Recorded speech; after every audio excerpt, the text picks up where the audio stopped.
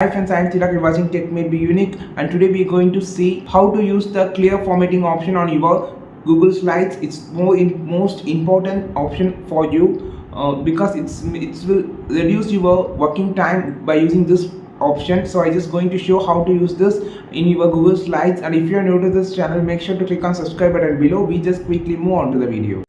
So how to use the clear format option in Google Slide. For an example, I just highlighted this and I just going to change to just going to change the font to different size, and this font to another different style like this, and this font to I just going to change to the different style like this. Okay, so I just changed the font, and I just also changing the font size like this. So I just only changing the Google font here, and then I just going to change the color of this Google into like a white.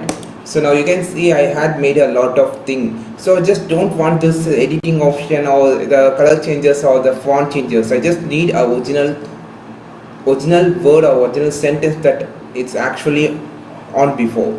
So first of all, select this, and you just need to click on this option called clear formatting, and the keyboard shortcut was Ctrl plus slash, and just click this. Now you can see everything has been cleared.